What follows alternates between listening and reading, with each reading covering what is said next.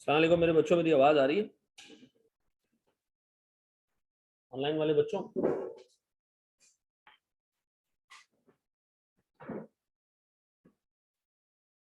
ठीक है खुला, ठीक है।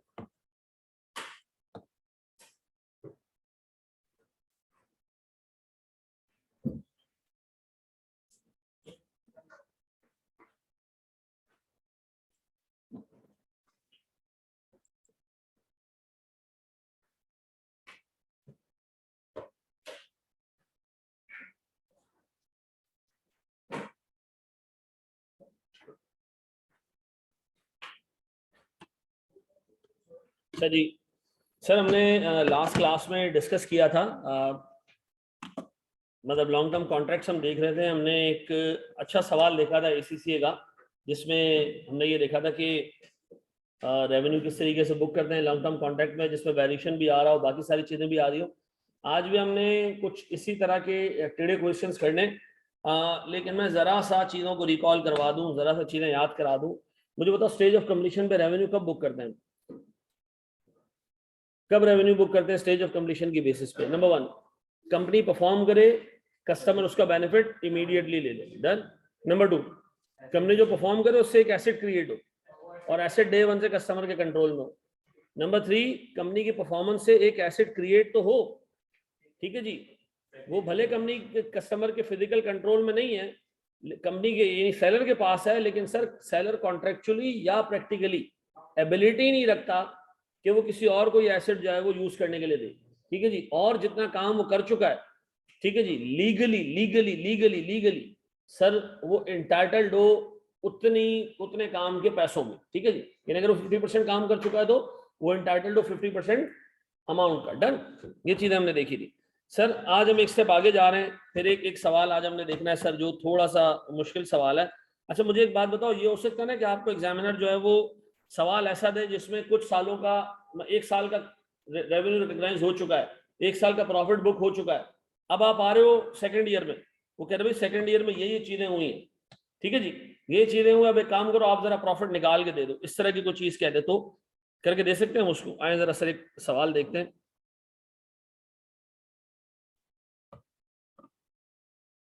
यार हंसी भी है, एंड आउट ना आज क्लास के बच्चों को दे देना, ठीक है।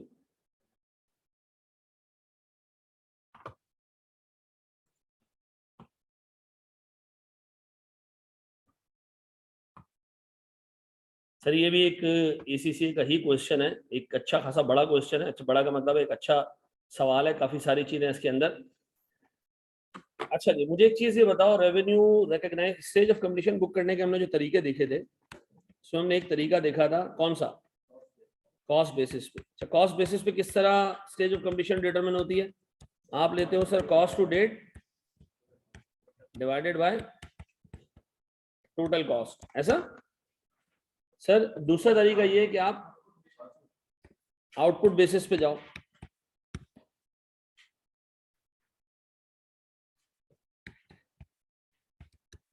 आउटपुट बेसिस ये कि सर आपने जितना काम कंप्लीट कर लिया है, ठीक है जी, से 10 फ्लोर की बिल्डिंग में 4 आपने कंप्लीट कर लिए हैं तो 40% काम कंप्लीट, 5 कंप्लीट कर लिए हैं तो 50% कंप्लीट, ऐसा।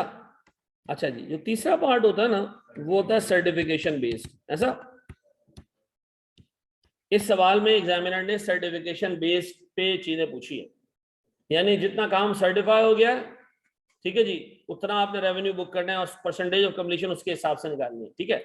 तो पहली दफा हम ये देखने जा रहे हैं कि सर्टिफिकेशन बेसिस पे स्टेज ऑफ कंप्लीशन कैसे आता है, डन। करें इसको रीड। अच्छा एक चीज और, जो हमारी कॉन्ट्रैक्ट कॉस्ट होती है, अकाउंटिंग व्यू पॉइंट से इसके हम दो हिस्सों में भी देख सकते हैं इसको, कुछ कैश बेस्ड होगी और दूसरी डेप्रिसिएशन होगी। क्या कॉन्ट्रैक्ट कॉस्ट पर डेप्रिसिएशन आ सकता है? बिल्कुल भाई। आउटकम अनसर्टन हो तो आउटपुट बेसिस पे जा सकते हैं। देखो आउटकम अनसर्टन हो तो स्टेज ऑफ कंप्लीशन की बेसिस पे आप रेवेन्यू बुक करेंगे, आप प्रॉफिट बुक नहीं करेंगे। अनसर्टन आउटकम में सिर्फ एक मसला है, बाकी सारी चीजें सेम है, ठीक है जी। आपने सिर्फ प्रॉफिट बुक नहीं करनी, वो आपको कहीं पे भी नहीं रोकता कि आप ऑनर्स कॉन्ट्रैक्ट की अकाउंटिंग ना करें, स्टेज ऑफ कंप्लीशन ना देखें। आउटकम अनसर्टन का मतलब ये है कि हमें नहीं पता कि हम इस कॉन्ट्रैक्ट को कंप्लीट कर पाएंगे या नहीं, ठीक है जी। अच्छा जी, मुझे एक बात बताएं, कॉन्ट्रैक्ट कॉस्ट कैश बेस्ड भी हो सकती है और डेप्रिसिएशन भी हो सकती है। कैश बेस्ड का मतलब है एक्रूअल होगी, पैसों में देना, और डेप्रिसिएशन भी हो सकती है। इस सवाल में एग्जामिनर ने दोनों को टेस्ट किया। ठीक है, it's a very good question, इसमें मार्क कर लो। इस तरह का क्वेश्चन आई कैप में अब तक नहीं आया है, इसी से का क्वेश्चन है, अच्छे तरीके से इसको देख लेना। जी मेरा बच्चा। नहीं, जैसे मशीन खरीदी है मैंने एक कॉन्ट्रैक्ट के लिए, ठीक है, तो मैं उसकी पूरी कॉस्ट कॉन्ट्रैक्ट कॉस्ट के अंदर इमीडिएटली नहीं डालूंगा। जैसे जैसे मशीन यूज होती रहेगी, तो देखो आई 16 में एक चीज लिखी है कि आप जब एसेट को इस्तेमाल करें तो उसका डेबिशन एक्सपेंस बुक करें, अनलेस के ये एसेट किसी दूसरे एसेट को बनाने में काम आ रहा हो। ठीक है जी, जैसे पीपी जो है वो इन्वेंट्री बनाने के काम आती है, तो हम डेप्रिसिएशन को क्या करते हैं, इन्वेंट्री में डाल देते हैं, फिर जब इन्वेंट्री बिकती है तब हम उसको पीने में डालते हैं। ठीक है जी, तो अगर सर ये मशीनरी यूज हो रही होगी किसी कॉन्ट्रैक्ट पे, तो कॉन्ट्रैक्ट कॉस्ट में उसका डेप्शन जाएगा। ठीक है ना। ये कह रहे जनाब ऑन 1 अक्टूबर 2009, कान खोल के आंखें खोल के देख लो और पहले काम करो, इसका ईयर एंड चेक कर लो क्या है। इसका ईयर एंडेड है, ईयर एंडेड 31 मार्च 2010। ठीक है, 2010 इसका, यानी 31 मार्च इसका ईयर एंड है। तो 1 अक्टूबर की डेट कब पड़ी, 6 महीने के अंदर, यानी अक्टूबर, नवंबर, दिसंबर, जनवरी, फरवरी और मार्च, तो हमारे 6 महीने। Mauka limited entered into a construction contract that was expected to take 27 months. ठीक है जी, and therefore be completed on 31 December 2011। यहां रुक जाओ, मुझे बताओ ये कॉन्ट्रैक्ट शुरू हो रहा है कब। सर मेरे पास ये कॉन्ट्रैक्ट शुरू हो रहा है 1 अक्टूबर 2009 को, ये खत्म होगा जाके 31 दिसंबर 2011 पे। अच्छा, मेरा फाइनेंशियल ईयर कब खत्म होता है, मार्च में, तो एक फाइनेंशियल ईयर तो मेरा इधर आया होगा 31 मार्च 2010, ऐसा, फिर 31 मार्च 2011, और इस कॉन्ट्रैक्ट के खत्म होने के 3 महीने बाद 31 मार्च 2012 भी आया होगा। इस पर्टिकुलर साल में 6 महीने काम हुआ, इस पर्टिकुलर ईयर में पूरा 1 साल यानी 12 महीने काम हुआ, और इस पर्टिकुलर ईयर में 31 दिसंबर से लेके, सॉरी 31 मार्च है, दिसंबर लिखा है मैंने, 31 मार्च से लेके 31 दिसंबर तक 9 मंथ्स और काम हुआ। टोटल काम कितने हो गए, 6, 12 और 9, कितने, 27 महीने हो गए। ऐसा, तो इसका मतलब है ये मेरे कितने फाइनेंशियल ईयर्स को अफेक्ट करेगा ये कॉन्ट्रैक्ट, 3 फाइनेंशियल ईयर्स को अफेक्ट करेगा। डन। इससे पहले भी जो पेट्रो प्लांट भी हमने किया था वो भी लगभग ऐसे ही सवाल था, जिसमें ये अफेक्ट हो रहा था कितने साल, 3 साल अफेक्ट हो रहे थे। अब आगे देखो क्या लिखा है, और शुरू कब से हो रहा है, 1 अक्टूबर 2009 से। ये कह रहे जनाब अग्रीड प्राइसेस का 12,500, ये कॉन्ट्रैक्ट की टोटल वैल्यू है जो हमें मिलेगी, रेवेन्यू है total. Estimated cost excluding plant, ये टोटल कॉस्ट है जो हम खर्च करेंगे किसके अलावा, प्लांट के अलावा, यानी डेप्रिसिएशन के अलावा। तो भाई 1 अक्टूबर 2009 को एक कॉन्ट्रैक्ट शुरू हो रहा है, 27 महीने चलेगा, 12,500 रुपए इसकी टोटल वैल्यू है जो हमें मिलेगी, 5,500 रुपए से उस पर टोटल खर्चा आएगा अदर देन डेप्रिसिएशन। फिर plant for use on the contract was purchased on 1 जनवरी 2010। 1 अक्टूबर को कॉन्ट्रैक्ट शुरू हो रहे 2009 को, आपने प्लांट लिया 3 महीने बाद, तो बताओ इस कॉन्ट्रैक्ट पे प्लांट कितने महीने चलेगा, 27 में से 3 हटा दो तो 24 महीने, मतलब 2 साल चलेगा।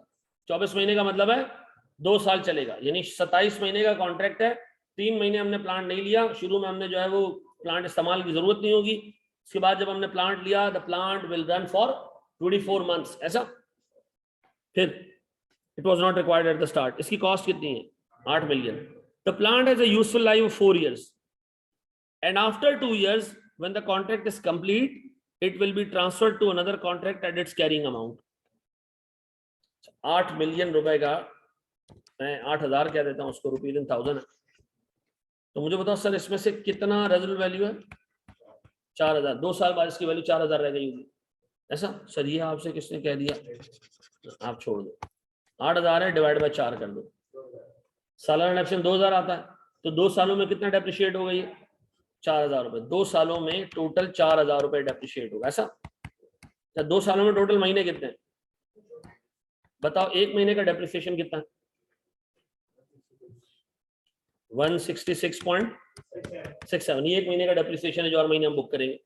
चलो जी, फिर अच्छा इसकी रेजल वैल्यू नील है, और वो कह रहा है जनाब depreciation will be charge on monthly basis. तो इसका मतलब ये है कि सर मेरे पास 5,500 रुपए तो कैश बेस कॉस्ट है कॉन्ट्रैक्ट की, साथ ही साथ 4,000 रुपए का टोटल डेप्रिसिएशन बुक करूंगा मैं 2 सालों में। तो इसका मतलब है इस पूरे कॉन्ट्रैक्ट पे 9,500 रुपए का खर्चा आएगा, 5,500 कैश में, 4,000 रुपए डेप्रिसिएशन के, और ये कॉन्ट्रैक्ट आपको 12,500 रुपए का रेवेन्यू कमा के देगा। क्या ये कॉन्ट्रैक्ट एक ऑनरस कॉन्ट्रैक्ट है? नहीं, ये कॉन्ट्रैक्ट क्या है? एक प्रॉफिटेबल कॉन्ट्रैक्ट, ये प्रॉफिट मेकिंग कॉन्ट्रैक्ट है। मिलेंगे कितने इससे? मिलेंगे कितने टोटल? 12,500। खर्च कितने होंगे इसके ऊपर? 5,500 कैश में खर्च होंगे, बाकी सर एसेट खरीदा है तो डेप्शन की फॉर्म में खर्च होंगे। डन। अब वो कह रहा है भैया 31 मार्च 2010 इस डेट की बात कर रहा है। वो कह रहा है इस डेट पे हमने रेवेन्यू बुक कर लिया था, इतना कॉन्ट्रैक्ट कॉस्ट हमने चार्ज कर दी थी पीएनएल में, इतना इतना प्रॉफिट बुक कर दिया। इसका मतलब है पहले साल की अकाउंटिंग हो चुकी है, पहले साल की अकाउंटिंग हो गई है। फिर हमने कहा अच्छा फिर हमें किस लिए बुलाया? उसने कहा भैया 31 मार्च 2011 सही कर लिए, उसने रेवेन्यू बुक कर लिया, बता दिया कि मैंने इतना रेवेन्यू बुक कर लिया, इतनी कॉस्ट बुक कर लिया, इतना प्रॉफिट बुक कर लिया। आप एक काम करो 31 मार्च 2011 पे चले जाओ। उसने कहा यहाँ तक तो मैंने अकाउंटिंग कर ली है, आप यहाँ आ जाओ, आपने अकाउंटिंग यहाँ करनी है। मैंने कहा अच्छा कर देते हैं यहाँ अकाउंटिंग। उसने कहा अब तक इस कॉन्ट्रैक्ट पे एक्सक्लूडिंग डेप्रिसिएशन 4,800 रुपए का खर्चा हो चुका है, फर्दर कितना होगा? ना ना ना, 4,800 रुपए का खर्चा हो चुका है। किसमें से? 5,500 में से 4,800 रुपए का खर्चा हो चुका है, बाकी कितना खर्चा होगा जी? जाया आप सही है जी? अब कितना खर्चा होना है मजीद? 700 रुपए का खर्चा मजीद होना है। फिर सर डेप्रिसिएशन भी कुछ चार्ज हो गया होगा, कुछ चार्ज होना बाकी होगा, कितना जी? मंथली डेप्रिसिएशन कितना हमारा? 166.67। अब मुझे बताओ आपने 1 जनवरी 2010 से लेके 31 मार्च 2010 तक की तो अकाउंटिंग कर दी 3 महीने की। सर आपने एसेट खरीदा कब था? 1 जनवरी 2010 को, 31 मार्च 2010 तक की आपने अकाउंटिंग कर दी है, तो 3 महीने का डेप्शन आपने चार्ज कर दिया है। इस साल मजीद 12 महीने का डेप्शन चार्ज होगा 2,000 रुपए। आप अकॉर्डिंगली देख लेना मजीद कितना चार्ज होना है वो देख लेना। वो कह रहे हैं agreed value of work completed and bill to date. वो कह रहे हैं इतने काम की बिलिंग हो चुकी है और सर्टिफाई हो चुका है, अग्री हो चुका है। The percentage of completion is calculated as the agreed value of work completed as a percentage of agreed contract price। मुझे बताओ कितने का काम आप सर्टिफाई करवा चुके हो? 8,125। ठीक है जी। टोटल रेवेन्यू कितना है? तो बताओ सर कितने परसेंट काम कंप्लीट हो चुका है? कितना? 65%। मुझे बताओ 65% अब तक हो चुका है या 65% इस साल हुआ है? अब तक हो चुका है। ठीक है जी। सर 700 कहां से आया? 5,500 रुपए की टोटल कॉस्ट है, उसमें से मैंने क्या किया 4,800 खर्च कर दिया, तो बाकी अच्छा। अब मुझे आपने काम करके देना 31 मार्च पे अकाउंटिंग करके देनी है। कैसे? रेवेन्यू लेना है आपने, फिर दूसरा कॉस्ट टू डेट लेनी है, फर्दर एस्टिमेटेड कॉस्ट लेनी है, टोटल प्रॉफिट निकालना है, स्टेज ऑफ कंप्लीशन आपको पता है, एज एट पीएनएल बनाना है, लास्ट ईयर का पीएनएल आपके सामने, क्या करना है आपने फॉर द ईयर पीएनएल आपको मुझे बना के देना। शाबाश, शुरू हो जाए।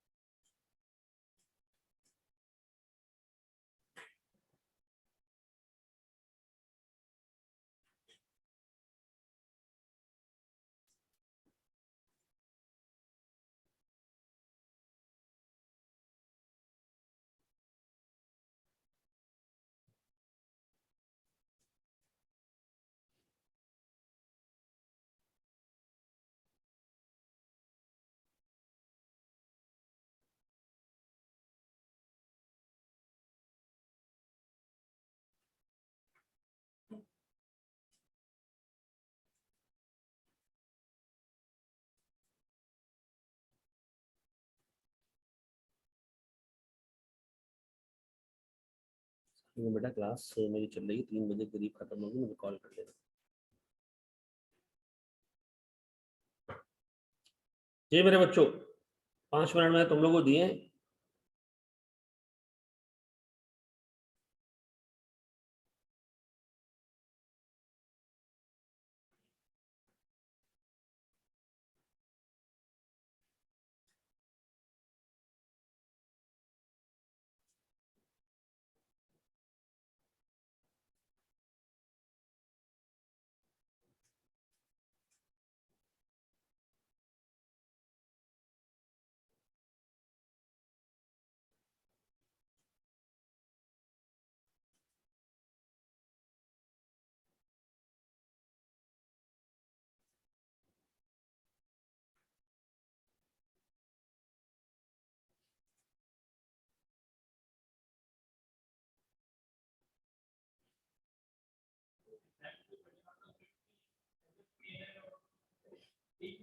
दो ही चीजें मांगता है वो, स्टेटमेंट ऑफ कॉम्प्रिहेंसिव इनकम निकाल के दो और स्टेटमेंट ऑफ फाइनेंशियल पोजीशन बना के।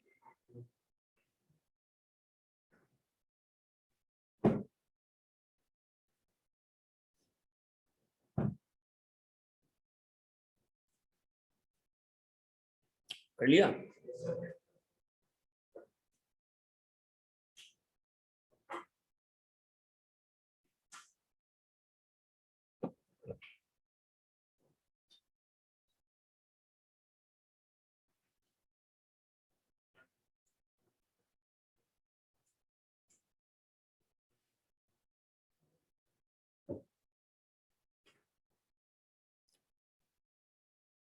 Done done.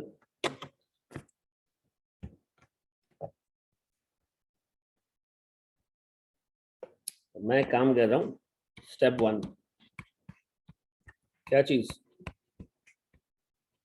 Overall profitability.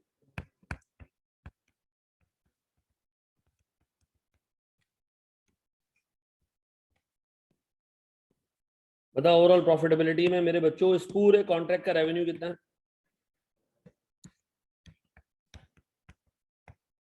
12,500। Done. 5 minute दे दूं? चलो 1 मिनट और ले लो तुम लोग, 1 मिनट और ले लो, कर लो शाबाश। चलो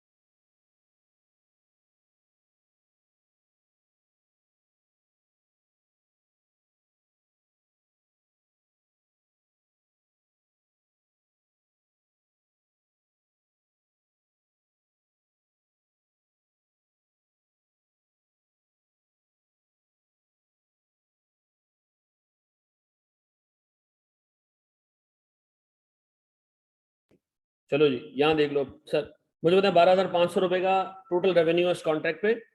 अच्छा अब देखा, अब तक इस पे कह रहा है 4800 का कैश बेस्ड खर्चा हो चुका है। मैं यहां से लेस कर रहा हूं, क्या चीज? Cost to date. Cost to date मेरे पास दो हैं, एक है मेरे पास कैश बेस्ड, दूसरा है मेरे पास डेप्रिसिएशन। कैश बेस्ड कितना है सर? कैश बेस्ड कितना है? 4800। अच्छा फिर यहां पे एक और चीज भी आ रही है, वो क्या है? Further estimated cost. वो भी दो टाइप की होगी सर, कैश बेस्ड और डेप्रिसिएशन।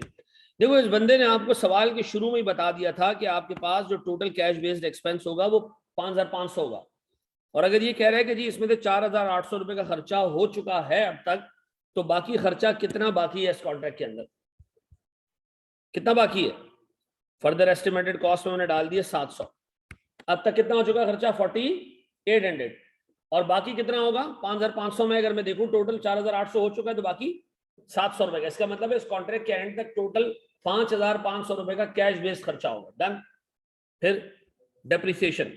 प्यारे बच्चों, आपने एसेट खरीदा है सर 8000 रुपए का, सालाना डेप्रिसिएशन 2000 है, ठीक है जी। सर अगर मैं इसको 12 से डिवाइड करता हूं, मेरा मंथली डेप्रिसिएशन आता है 166.67।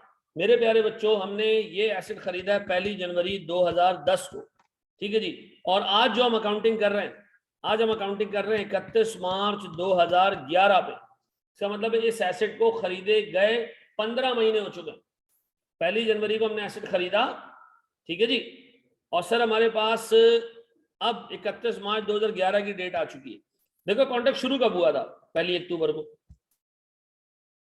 हमने एसेट परचेज किया 1 जनवरी को। हमारा पहला फाइनेंशियल ईयर कब आया? 31 मार्च 2010 को। आज हम खड़े 31 मार्च 2011 पे। तो बताओ एसेट खरीदने से लेके अब तक कितना टाइम हो चुका है? 15 महीने हो चुके हैं। तो मुझे एक बात बताओ सर, मेरे पास 166.67 रुपए का मंथली डेप्रिसिएशन 15 महीने का कितना होता है? 2500। ये डेप्शन हम बुक कर चुके हैं। मजीद 24 महीने का टोटल टाइम है। 27 में तो 3 महीने आपने शुरू में काम एसेट का लिया नहीं ना, यानी टोटल कॉन्ट्रैक्ट 27 महीने का, 3 महीने तो एसेट था नहीं। 24 महीने टोटल है, 15 महीने काम हो चुका है, बाकी कितने रह गए? 9 मंथ्स। तो बताओ मजीद आगे के सालों में डेप्शन कितना बुक होगा? 1500। और टोटल डेप्रिसिएशन हमें नजर आ रहा है यहाँ पे कितने का हो जाएगा? 4000 रुपए का। और सर हमारे पास टोटल जो है वो कैश बेस्ड कॉस्ट भी आ रही कितने की? 5500। ऐसा मुझे बताओ सर मेरे पास कितने रुपए का ओवरऑल प्रॉफिट होगा? 3000 रुपए का। पक्का? ये है मेरे पास overall profit. Done, very good जी। Step 2, stage of completion. इस दफा हम कॉस्ट की बेसिस पे कैलकुलेट नहीं कर रहे हैं।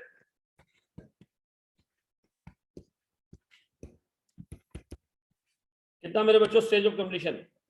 सर 8125 रुपए का काम कंप्लीट हो चुका है, हमें इस बंदे ने इस सवाल में बता दिया, ठीक है जी। और हमारी जो टोटल टोटल टोटल कॉन्ट्रैक्ट की वैल्यू है 12500 है। ये कितना हो गया? 65%। Sir step 3,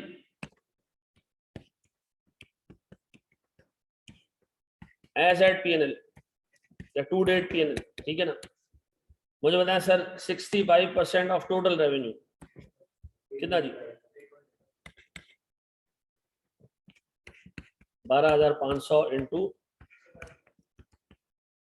8125। Sir cost of sales, sir company की टोटल कॉस्ट ऑफ सेल्स ये है। टोटल कॉस्ट ऑफ सेल्स ये टोटल निकालो इस सारी कॉस्ट का 65%। 61। सर फिर हमारे पास आ जाएगा प्रॉफिट टू डेट। सर ये भी आप निकाल सकते हो, 65% ऑफ 3000 कितना जी?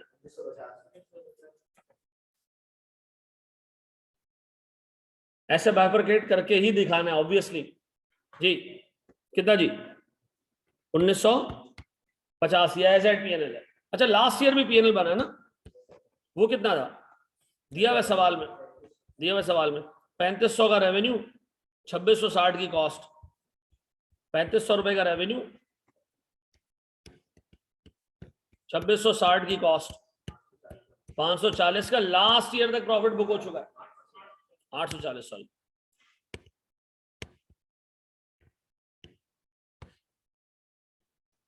अब बताओ इस साल स्टेप 4,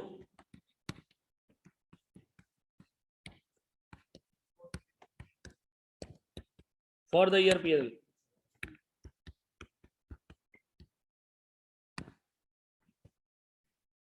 रेवेन्यू 8125 अब तक बुक हो जाना चाहिए। लास्ट ईयर तक हम 3500 कर चुके हैं जी। हाँ ये इस कॉस्ट में इंक्लूडेड है, क्योंकि वो कह रहा है कॉस्ट चार्ज टू पीएनएल, तो उसके अंदर लाजमी इंक्लूडेड होगा बेटा जी। कितना 4625। मेरे बच्चों मेरे पास cost of goods sold 35, profit 10। अच्छा ये हमारे पास सर वो पीएनएल बन गया जो एग्जामिनर ने मांगा था। एग्जामिनर कह रहा है भैया मुझे साथ में चाहिए स्टेटमेंट ऑफ फाइनेंशियल पोजीशन की डिटेल्स। अब देखो स्टेटमेंट ऑफ फाइनेंशियल पोजीशन में सिर्फ दो ही चीजें आती है, जो रेवेन्यू आपने बुक किया उसके अगेंस्ट पैसे मिले तो ठीक है, नहीं मिले तो रिसीवेबल है, और जो आपने कॉन्ट्रैक्ट कॉस्ट इनकर की है वो पूरी पीएल में चार्ज हो चुकी है तो कोई मसला नहीं, नहीं चार्ज हुई तो WIP आ जाएगा ऐसा। तो मुझे एक चीज ये बताएं, क्या आपने अब तक टोटल कॉस्ट टू डेट कितने की इनकर की? कॉस्ट टू डेट टोटल निकालो कितना आता है कॉस्ट टू डेट। ये लास्ट ईयर 1 की फिगर कहां से आई? ये बेटा सवाल में उसने छुपा के दिया हुआ था, तहखाने से निकाली है मेरे लिए। सेट हो गया जी। मेरे पास कॉस्ट टू डेट कितना है मेरे बच्चों? 7300। अच्छा हमने पीएनएल में कितना चार्ज किया मोहित? पीएनएल में एज एट पीएनएल देखना 6175। तो क्या मैं कह सकता हूं कि मेरे पास WIP मौजूद है, ठीक है जी। कॉन्ट्रैक्ट कॉस्ट कितने का जी? 7300 रुपए का मैंने खर्चा किया है, 6175 मेरे पीएनएल में चार्ज हुए। कितना आ रहा है? 1125। ये वो खर्चा है जो मैंने इनकर किया, पीएनएल में चार्ज नहीं हुआ। फिर आपने रेवेन्यू बुक किया है कितने का? 8125। सवाल में वो कह रहा है, सवाल में ही कह रहा है कि आपने अब तक जो बिलिंग की है वो 7725 की। अब तक कैश इतना रिसीव हो चुका है, उसका मतलब है बाकी अमाउंट क्या होगी? रिसीवेबल होगी। इन दोनों का डिफरेंस रिसीवेबल 8125 और 7725।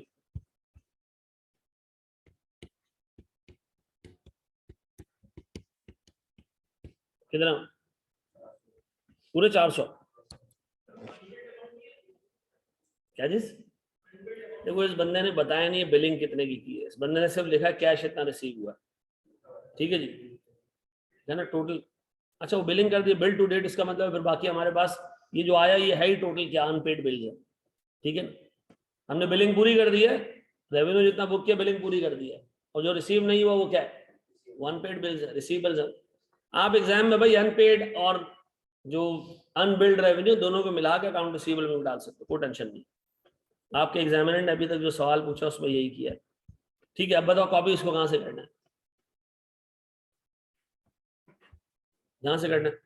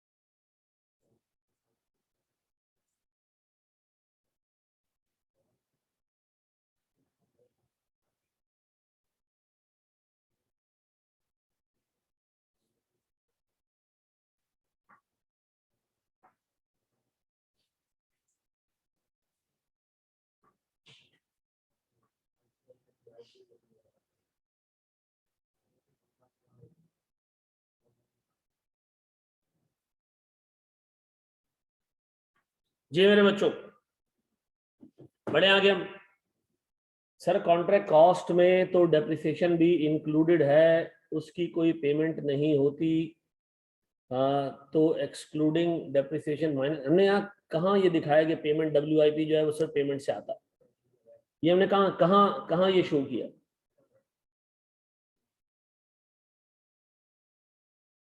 आप एक इन्वेंट्री प्रोड्यूस करते हो, उस पर एक एसेट डेप्रिशिएट होता है, डिडक्शन कैपिटलाइज नहीं करते हो? वो भी तो आता है WIP में। जरूरी थोड़ी WIP में सिर्फ कैश ही आए।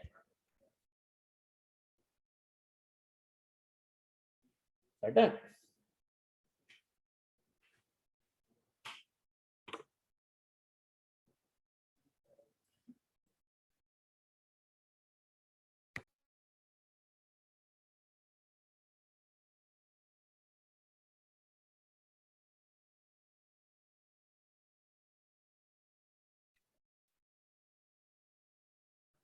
जी। बढ़े हम आगे।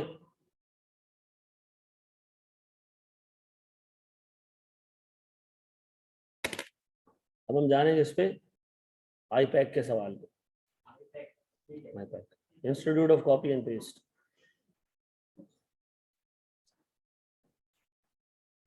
हाँ जी, कब्रिस्तान की पिचों में बारिश नहीं रुक रही आज, लेकिन बाबर आजम बस सेंचुरी मार ले। 2 साल हो गए यार, टेस्ट में सेंचुरी नहीं मारी।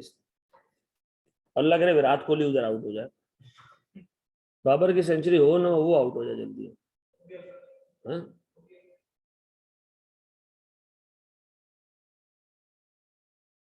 चले जी, बढ़े हम आगे दोस्त। अब आओ दोस्त, दो छोटे छोटे जो है वो हमने कॉन्सेप्ट देखने, और फिर उसके उसी कंस्ट्रक्शन कॉन्ट्रैक्ट के अंदर ही रहते हुए, और फिर हमने क्या करना है, एक सवाल सॉल्व करना है। ठीक है, पास पेपर्स का, आई कैप का। तैयार हो? देखो स्टैंडर्ड ये कहता है, कर लिया ना कॉपी मेरे बच्चों? SFC रेवेन्यू के बेसिस पे क्यों कैलकुलेट किया? क्योंकि सवाल में लिखा हुआ था कि आप रेवेन्यू के बेसिस पे करें calculate. The percentage of completion is calculated on the basis of agreed value of work completed as a percentage of the agreed contract price। Otherwise हम कॉस्ट पे भी जा सकते हैं अगर ना लिखा हो तो। ठीक है, अच्छा मेरे प्यारे बच्चों, एक बात बताओ, आप लोगों ने बचपन में एक चीज पढ़ी थी इन्वेंट्री में, ये कैपिटलाइज करो वो कैपिटलाइज करो, ऐसा? हमने एक चीज पढ़ी कि इन्वेंट्री में सेलिंग कॉस्ट कैपिटलाइज नहीं होनी चाहिए, याद आ रहा है? तो यहां पर भी अगर कोई सेलिंग कॉस्ट पे हो रही है तो उसको कॉन्ट्रैक्ट कॉस्ट में ऐड नहीं करना। What is meant by selling cost? एक मार्केटिंग एक्सपेंस है, हम एक प्रोजेक्ट कंप्लीट कर रहे हैं, ठीक है जी, कुछ हमने मार्केटिंग के खर्चे कर दिए, कुछ सेल्स वालों को हमने पैसे दे दिए, ठीक है जी, कस्टमर के पास आना जाना लगा हुआ है, ट्रिप्स लग रही हैं, ठीक है जी, मजीद उसको फर्दर कॉन्ट्रैक्ट्स के लिए हम राजी कर रहे हैं। ये जो सारी सेल्स एफर्ट हमने कहा यार चूंकि इसी कॉन्ट्रैक्ट से सारी डीलिंग हो रही है, इसी बंदे से, इसी कॉन्ट्रैक्ट में डाल दो, गलत हो जाएगा। सेल्स एक्सपेंसेस कैपिटलाइज मत करना, कॉन्ट्रैक्ट कॉस्ट में डालो कि खामखा स्टेज ऑफ कंप्लीशन बढ़ेगा। फिर दूसरा, एबनॉर्मल लॉसेज।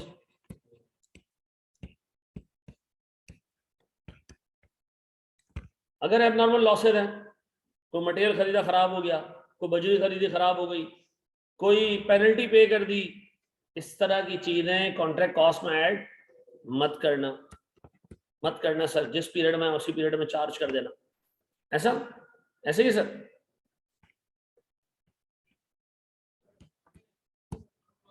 एक ही चीज है, लॉस एक्सपेंस एक ही चीज है। जनरल एडमिन कॉस्ट,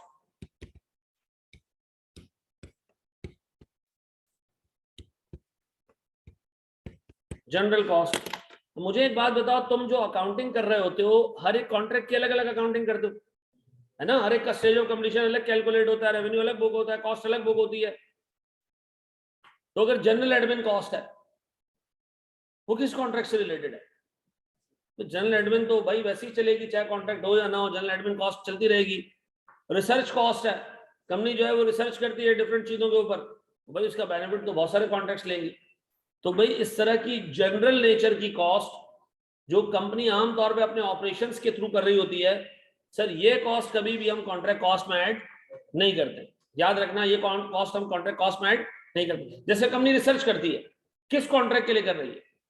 भाई सबके लिए नहीं, आगे जो मुस्तकबिल में आएंगे उनके लिए भी कर रही है। तो सर ऐसे कॉस्ट को हम क्या करते हैं? अच्छा, क्या मैंने यहाँ लिखा कि एडमिन कॉस्ट इग्नोर होगी? नहीं, कुछ स्पेसिफिक एडमिन कॉस्ट भी होती है। जैसे हमने एक चार्टर्ड अकाउंटेंट रखा है स्पेसिफिकली एक कॉन्ट्रैक्ट की अकाउंटिंग करने के लिए, आप उसकी कॉस्ट कॉन्ट्रैक्ट कॉस्ट में डाल सकते हो।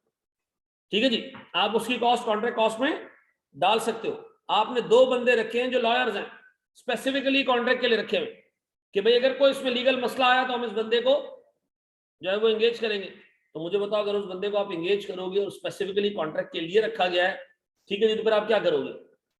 उसकी कॉस्ट भी कॉन्ट्रैक्ट कॉस्ट में डालोगे। 2 कॉन्ट्रैक्ट्स के लिए रखा है तो पता है ना, 2 कॉन्ट्रैक्ट्स हैं, हमें को पता है, तो उन्हीं 2 कॉन्ट्रैक्ट्स में क्या होगी, इसकी कॉस्ट डिवाइड होगी, ऐसा। तो पहली चीज तो दिमाग में बिठा लेना कि सेलिंग कॉस्ट एक्सक्लूड करनी है, एबनॉर्मल लॉसेज एक्सक्लूड करने हैं, जनरल एडमिन कॉस्ट एक्सक्लूड करनी है, डन। अब अगर कोई किसी कॉन्ट्रैक्ट के साथ स्पेसिफिक कॉस्ट इनकर्ड हो रही है तो आपने क्या करना है, उसको कॉन्ट्रैक्ट कॉस्ट के अंदर कैपिटलाइज करना है, चार्ज करना है। ठीक है जी, देखो मिसाल के तौर पर एक तुम मेरे कस्टमर हो, तुम्हें मैंने एक बिल्डिंग चिपका दी है, अब मैं बार बार तुम्हारे पास आ रहा हूँ, सही दूसरी बिल्डिंग भी, सही दूसरी बिल्डिंग भी, ठीक है जी, तो वो कॉस्ट आ रही है। दूसरा मैं बिल्डिंग बना रहा हूँ तुम्हारे लिए, तुमने कहा सर इसके फ्लोर भी बिकवा के दे दो, उसके अलग पैसे हैं, अब मैं मार्केटिंग भी कर रहा हूँ उसकी, तो जो कॉस्ट सेल्स से रिलेटेड है, ठीक है जी, वो आपने इसमें कैपिटलाइज नहीं करनी। अच्छा, दूसरी चीज एक इंपॉर्टेंट सुन लेना, देखो कुछ कॉस्ट ऐसी होती है जो कॉन्ट्रैक्ट की कंप्लीशन के अंदर इनकर होती है, कुछ कॉस्ट ऐसी है जो कॉन्ट्रैक्ट की कंप्लीशन के अंदर इनकर हो रही है, कुछ कॉस्ट ऐसी होती है जो कंप्लीशन के बाद इनकर होती है। लेकिन आपको एक फेयर आइडिया है कि भाई कंप्लीशन से रिलेटेड ही है। जैसे वारंटी का खर्चा, आपने एक एसेट बनाया, आपने कस्टमर को दे दिया, आपको लगता है कि भाई बनने के बाद भी थोड़े टाइम बाद वारंटी के क्लेम्स आते हैं, कुछ पैसे हमें ऊपर खर्च करना पड़ता है, तो स्टैंडर्ड कहता है भैया जब आप इसको डिलीवर करोगे ना, जिस दिन डिलीवर करोगे उस दिन वारंटी का प्रोविजन बनाना, उससे पहले नहीं बनाना। क्योंकि वारंटी ट्रिगर कब होगी? जब कस्टमर के हाथ में जाएगा एसेट। तो मुझे बताओ इस वारंटी का हम करेंगे, आप इसको कॉस्ट टू से इसको कॉन्ट्रैक्ट कॉस्ट में डालें? सर लेकिन ये तो इनकर ही नहीं हो रही है ना, तो इनकर ही कब हो रहा है? कॉन्ट्रैक्ट कंप्लीट होने के बाद, यानी एसेट कंप्लीट हो जाएगा उसके बाद। तो फिर वारंटी का हम क्या करें हैं? प्रोविजन कब बनाना है? जब कॉन्ट्रैक्ट कंप्लीट हो जाएगा, उससे पहले तो प्रोविजन नहीं बन सकता, प्रोविजन क्रेडिट नहीं हो सकता तो डेबिट भी कुछ नहीं हो सकता। अब क्या करें? अब क्या किया जाए सर? क्या इसको कॉन्ट्रैक्ट कॉस्ट का पार्ट होना चाहिए? सर ये भी एक डिबेट है, ये भी एक डिबेट है कि इसको कॉन्ट्रैक्ट कॉस्ट का पार्ट होने, कुछ फर्म समझती हैं कि वारंटी का अमाउंट कॉन्ट्रैक्ट कॉस्ट में ऐड होना चाहिए क्योंकि ये वारंटी है, कॉन्ट्रैक्ट के अंदर कुछ चीजें छोड़ देने की वजह से ये लॉस आप पे आ रहा है। ठीक है जी, कुछ आपने चीजें ऐसी की होंगी। अच्छा, दूसरा व्यू ये है कि भाई ये चूंकि वारंटी जो है वो एबनॉर्मल एक्सपेंस है, खराबी की है तो आपको खर्चा करना पड़ रहा है ना, खराबी नहीं होती तो खर्चा नहीं होता। लेकिन सर एक चीज याद रखें, जब जिस ऐसा ग्रे एरिया हो ना, तो फिर आप आई कैप के सोल्यूशन को फॉलो कर लिया करो। आई कैप ने इसको कॉन्ट्रैक्ट कॉस्ट में डाला है, ना सिर्फ आई कैप ने डाला है, एसीसी वालों ने भी डाला है वारंटी के प्रोविजन को, लेकिन कहां पर? कॉस्ट टू डेट में तो आ नहीं सकता। कॉस्ट टू डेट का मतलब है इनकर हो गया। अब याद रखना, ये हमेशा फर्दर एस्टिमेटेड कॉस्ट में ही आएगा। ठीक है जी, ये हमेशा फर्दर एस्टिमेटेड कॉस्ट में ही आएगा। ठीक है जी, देखो मैं भी अभी तक बता दूं, आई कैप ने अब तक 2 सवाल कंस्ट्रक्शन कॉन्ट्रैक्ट के 20-20 नंबर के पूछे, दोनों में वारंटी डाली है, दोनों में डाली है वारंटी, और दोनों में आई कैप ने अज्यूम किया है कि मैं इसको किसका पार्ट बनाऊंगा? फर्दर एस्टिमेटेड कॉस्ट का। डन। अब आओ मैं तुम्हें दे रहा हूँ एक क्वेश्चन, एक छोटा क्वेश्चन दूंगा वो भी पूरे नंबर का है, और फिर बड़ा क्वेश्चन दूंगा वो भी उतने ही नंबर का है।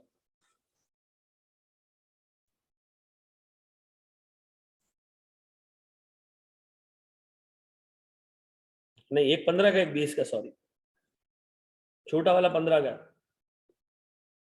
अच्छा, एक छोटी सी चीज और भी सुन लो इसके ऊपर, ये कर लिया, ये मैंने एक छोटी सी चीज आपको बता दी, दूसरा वारंटी का अमाउंट बता दिया।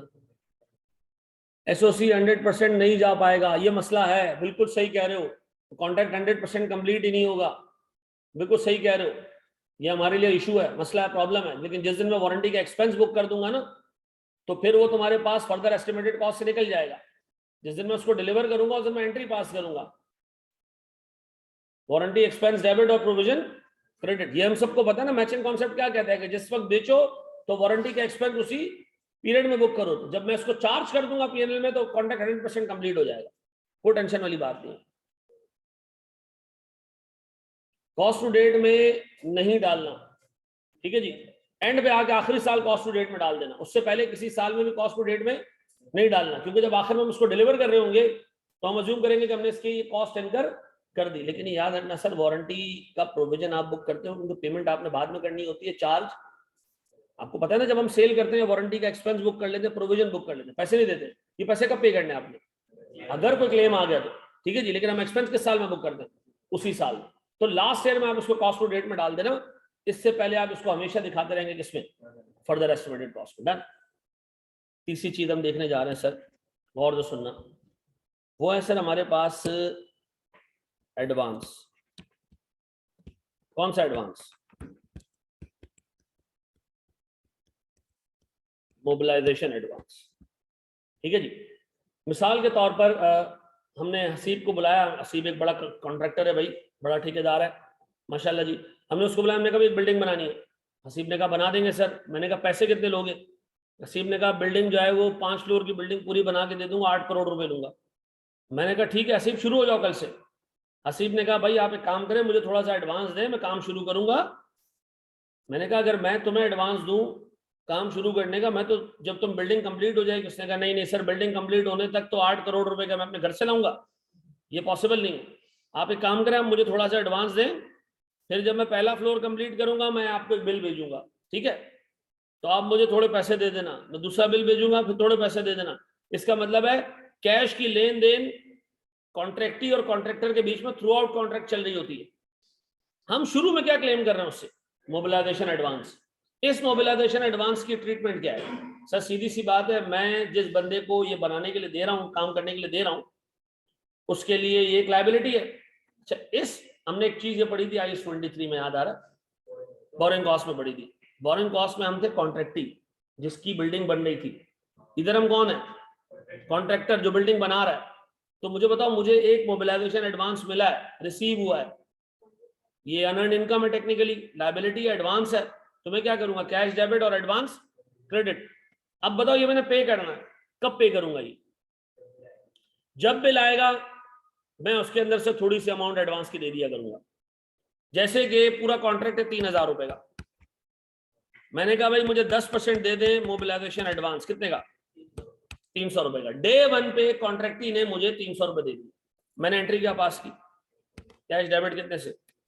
300, एडवांस या लायबिलिटी क्रेडिट कितने से? 300। डन। थोड़ा टाइम गुजरा, उसने मुझे 500 रुपए का बिल भेज दिया। कितने का? 500 रुपए का बिल भेज दिया कि भाई 500 रुपए, यार मैंने टेक्निकली उसको 500 रुपए का बिल भेज दिया अपने कस्टमर को। अब बताओ मैंने एंट्री क्या पास की? प्रोग्रेस बिल्स डेबिट कितने से?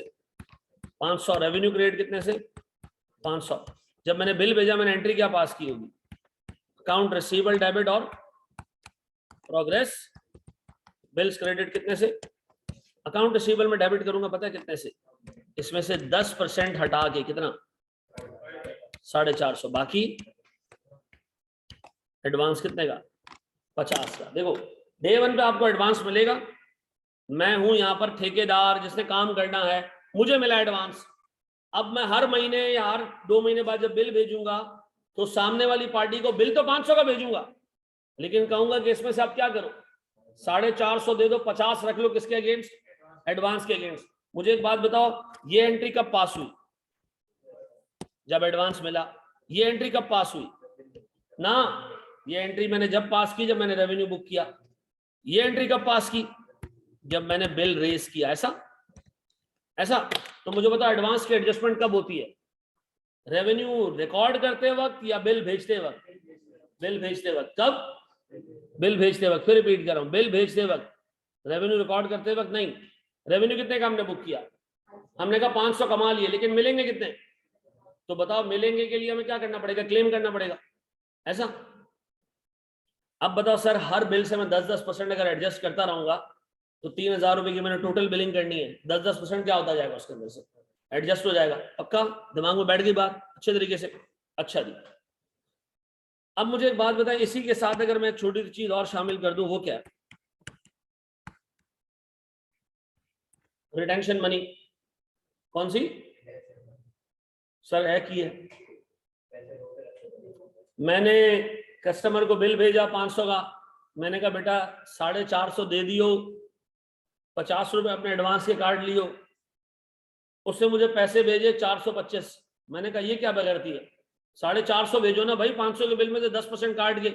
उसने कहा सर 50 रुपए कटे एडवांस के, 25 रुपए मैंने 5% एक्स्ट्रा काटे। मैंने कहा वो क्यों? उसने कहा जब कॉन्ट्रैक्ट कंप्लीट हो जाएगा, वारंटी पीरियड जब कंप्लीट हो जाएगा, ये पैसे मैं आपको वापस कर दूंगा। ठीक है जी, इसका मतलब है मैं वारंटी का एक तरफ प्रोविजन बना रहा हूं और दूसरी तरफ वो क्या कर रहा है, मेरे से पैसे काट रहा है। पैसे काटना कब से शुरू कर रहा है वो?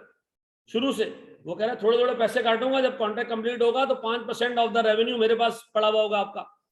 ठीक है जी, अगर कॉन्ट्रैक्ट पे कोई मसला आया और आपने वारंटी का कोई प्रॉब्लम किया तो मुझे मसला ही नहीं है, क्यों? मैंने आपके पैसे रखे हो, ऐसा है। अब बताओ रिटेंशन मनी मेरे लिए क्या है? एक रिसीवेबल है, एक एसेट है। अब बताओ अगर यहाँ मैं रिटेंशन मनी को भी इनकॉर्पोरेट कर लूं तो बताओ मैं एंट्री क्या पास करता? Account receivable debit 425, retention money receivable debit कितने से? 25, एडवांस डेबिट कितने से? 50 और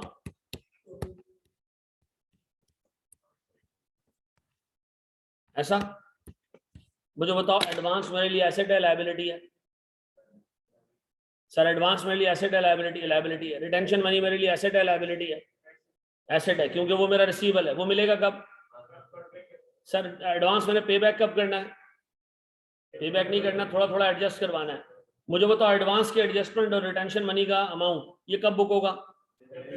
जब बिल रेस करेंगे। ऐसा, जब बिल रेस करेंगे। ये सारी चीजें अच्छे तरीके से नोट कर लो।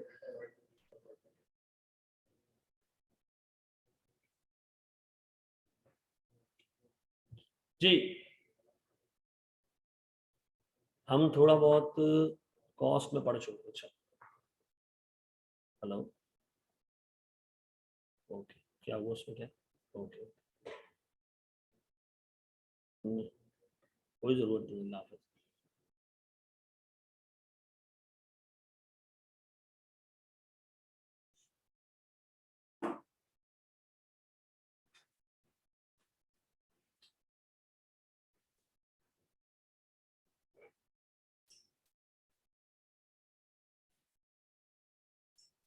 भाई इसके अंदर कोई 60-65% फी भी डाल दी उन्होंने, ठीक है ना?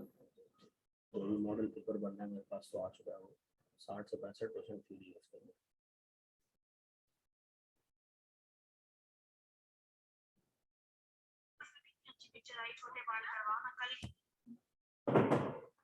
चलो जी, जी घर में फसाद लगा हुआ है।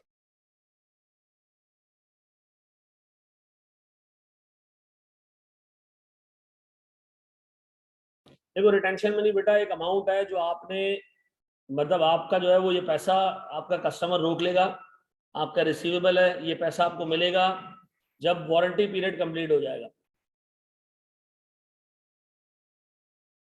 ये हम कैब लेवल में पढ़ चुके हैं, एग्जैक्टली कहाँ ये याद नहीं आ रहा। ये मैंने तुम लोगों को बजटिंग में करवाया था, याद आ रहा है? तुम लोगों को मैंने बजटिंग में एसएमपीएल का एक सवाल कराया था मनुष्यों है, कैश बजट का एक सवाल था, ये था उसमें, याद आ रहा है? चलो जी, अब आओ जरा दोस्त। अच्छा एक छोटी सी चीज और बताओ, हमने कॉन्ट्रैक्ट के लिए कोटेशन भेजी, इसकी कॉस्ट कॉन्ट्रैक्ट कॉस्ट में डालें? नहीं, क्यों?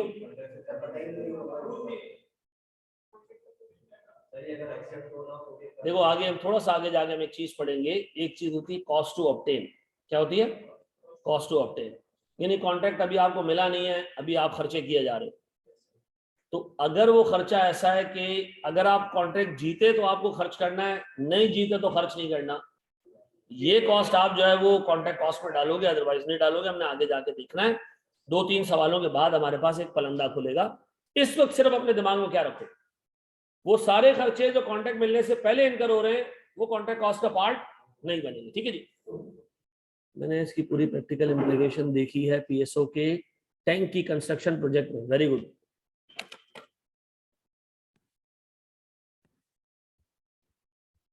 चलो जी, आओ मेरे बच्चों, आप सवाल का फॉन्ट ही देखोगे, आपको एक अजीब नौसत फील होगी जी।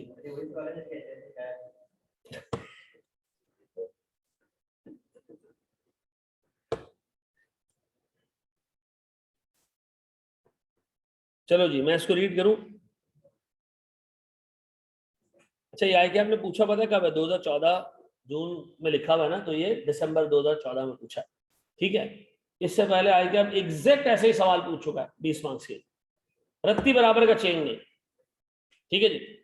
ये कह रहे जनाब, quality works limited undertakes construction contracts, the following information pertains to one of its contracts at 30 June 2014, ठीक है जी। Price of the contract is agreed at 300,000, ये रेवेन्यू हो गया। And cost to complete the contract is estimated at 2400, इसका मतलब ये day one पे एक लॉस मेकिंग कॉन्ट्रैक्ट नहीं था, ऐसा प्रॉफिटेबल कॉन्ट्रैक्ट लग रहा है apparently. Construction work started on 1 जुलाई 2012, 1 जुलाई 2012 से शुरू हुआ, पहले 30 जून 2013 आया होगा, अब 30 जून 2014 आ गया, 2 साल हो चुके हैं इस कॉन्ट्रैक्ट को शुरू हुए। Done and is plan to be completed on 31 December 2014, 6 महीने में कंप्लीट भी हो जाएगा इंशाल्लाह। तो टोटल कॉन्ट्रैक्ट है कोई 30 महीने का, 24 महीने हो चुके हैं, 1 साल हो चुका है पहले और 1 साल अभी कंप्लीट हुआ। डन।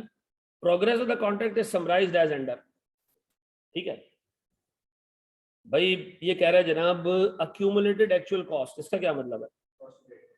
1500। वो कह रहा है revise estimated cost to complete the contract, ये टोटल कॉस्ट है, ठीक है, टोटल कॉस्ट है, ये टोटल कॉस्ट, ये कॉस्ट टू डेट, ये कॉस्ट टू डेट, ये टोटल कॉस्ट, ऐसा। फिर ये आ रहा है अनपेड ग्रॉस बिल्स, इसका क्या मतलब है?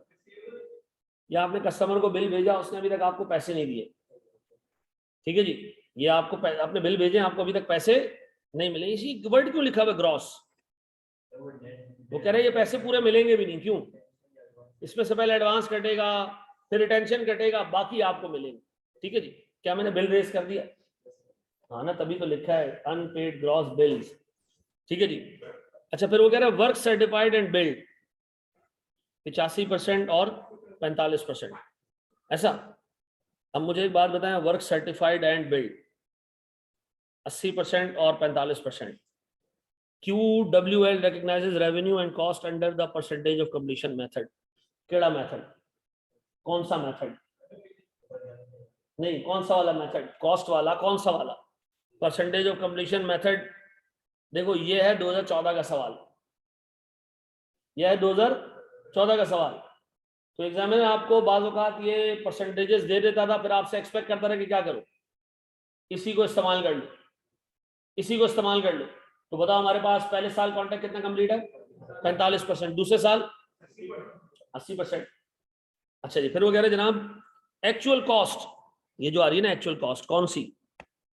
वो कह रहे ये जो कॉस्ट टू डेट है, ये वाली और ये वाली, इसमें कुछ अमाउंट है 7 मिलियन रुपए का जो हमने कोटेशन प्रिपरेशन के लिए खर्च किया, ये इसमें से निकालना पड़ेगा, ऑब्वियस सी बात है। ये टोटल कॉस्ट है, होगा नहीं, मतलब ये जो है टोटल कॉस्ट है, तो ये आपने हटाना है इसके अंदर 7 मिलियन जी। यानी शुरू में हमने जब कॉन्ट्रैक्ट शुरू किया होगा तो हमने 7 मिलियन रुपए क्या किए होंगे, इवन शुरू करने से भी पहले 7 मिलियन रुपए हमने खर्चा किया, जब हमें कॉन्ट्रैक्ट मिला भी नहीं था। तो ये 7 मिलियन का खर्चा उस पीरियड का, इसको हमने कॉन्ट्रैक्ट कॉस्ट के अंदर नहीं डालना, ऐसा। तो कहां से निकालू इसको? वो आप खुद सोचो ना। आपकी टोटल कॉस्ट है 2600 पहले साल देंगे, अब तक आप कितने का खर्चा कर चुके हो पता है? 1493। तो बाकी आपको कितना खर्चा करना है वो आप अकॉर्डिंगली देखिए, ठीक है। अच्छा, payment terms are agreed with the client as under, payment of 10% contract price on signing of the contract adjustable from monthly progress billings जी। 10% एडवांस आ गया, deduction of 5% retention money from the monthly gross bills, the amount is refundable at the end of the warranty period, that is 1 year from the completion of the contract, ऐसा। फिर उसने कहा जनाब QIL is required to rectify defects if any during the warranty period cost of rectification is 5% of the contract price. आप इसको warranty के तौर पे फर्दर एस्टिमेटेड कॉस्ट में डालोगे, क्योंकि कॉन्ट्रैक्ट दूसरे साल में भी कंप्लीट नहीं हुआ। ठीक है जी। फिर वो कह रहे हैं भैया आप एक काम करें, आप मुझे स्टेटमेंट ऑफ फाइनेंशियल पोजीशन और स्टेटमेंट ऑफ कॉम्प्रिहेंसिव इनकम 8 और 7 नंबर करके देंगे। शाबाश, शुरू हो जाओ। नेक्स्ट क्वेश्चन, नेक्स्ट क्वेश्चन है 5% किसका है? रेवेन्यू का बेटा।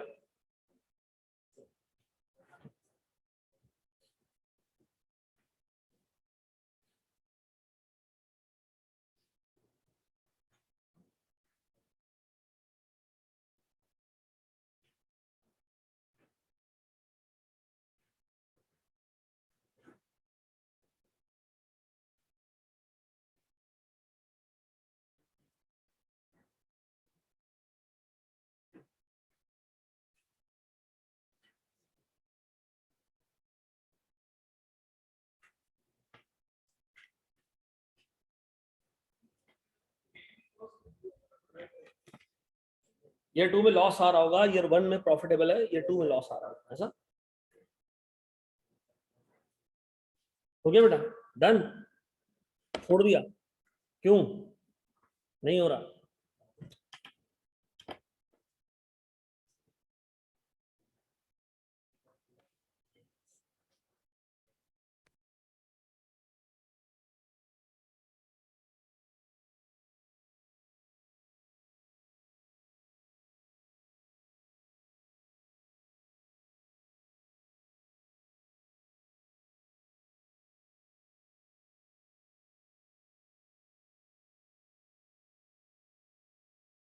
हाँ जी, लॉस आ रहा है बिल्कुल। कितने का लॉस आ रहा?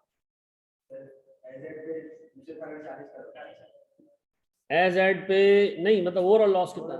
50 का। तो प्रोविजन 10 का बनेगा।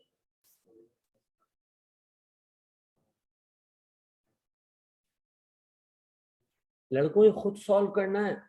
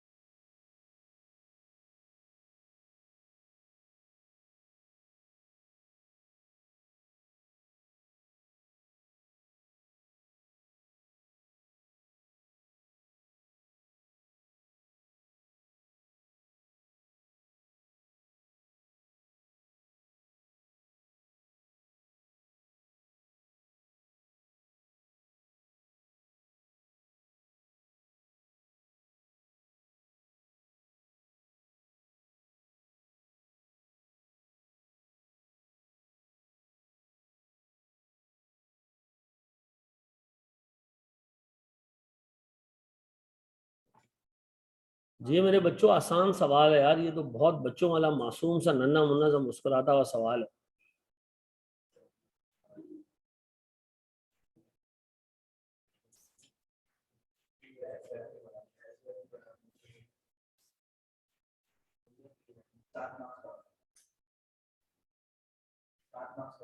साथ आ गया।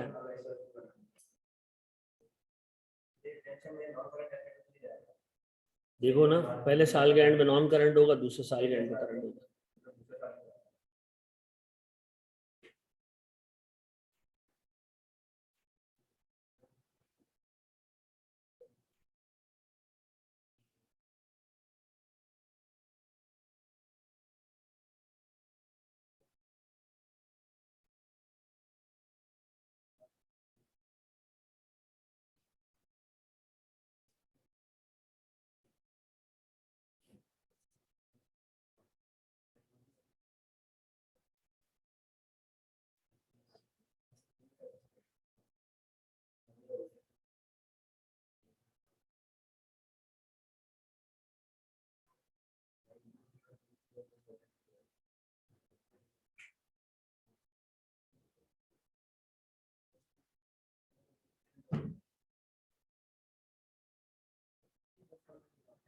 प्रोविजन 10 का, बिल्कुल बिल्कुल।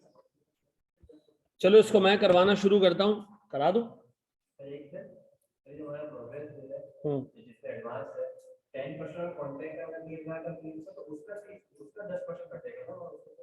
जो बिल रेज करोगे उसका 10% कटता जाएगा। हाँ बिल्कुल, अल्टीमेटली जितने बिल रेज होंगे तो 3000 ही होगा टोटल। चलो जी, हम सबसे पहले देखते हैं ओवरऑल प्रॉफिटेबिलिटी। आओ देखो ये सवाल कितने मिनट में सॉल्व होता है।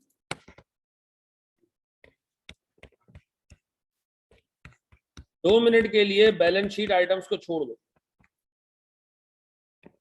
मुझे बताएं सर, मेरे पास 2014 और 2013 2 साल है ना, ऐसा? मुझे बताएं रेवेन्यू, क्या रेवेन्यू दोनों सालों में टोटल बेसिस पे 3000 है? कोई चेंज तो नहीं आया इसमें? फिर मेरे बच्चों मुझे एक बात बताओ, कॉस्ट टू डेट, और सुनना, कॉस्ट टू डेट और मेरे पास फर्दर एस्टिमेटेड कॉस्ट, गौर सुनना, दोनों चीजें। एक तो आपको कह रहे जी कॉस्ट टू डेट है 1500, लेकिन इसमें क्या शामिल है? तो मैं अगर इसमें से हटा दूं रिटेंशन मनी तो कितना हो जाएगा? 1493, यानी कोटेशन की फी हटा दूं 1493। अगले साल 2560 में से निकल गए 7 रुपए, तो 2553। प्लीज बोर्ड पे देखना।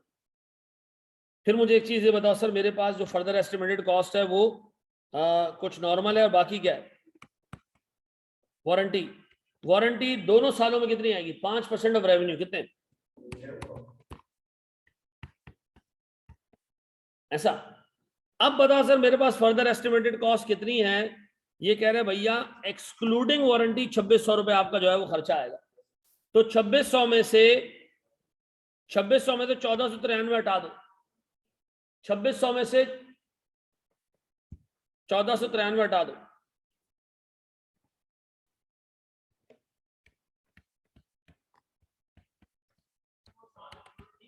किसके अंदर? 2600 तो टोटल कॉस्ट उसमें 7 क्यों इंक्लूड होगा? एक्चुअल कॉस्ट में 7 इंक्लूडेड है ना। वो तो कह रहे 2600 टोटल इस कॉन्ट्रैक्ट पे खर्चा आएगा बनाने पे। जी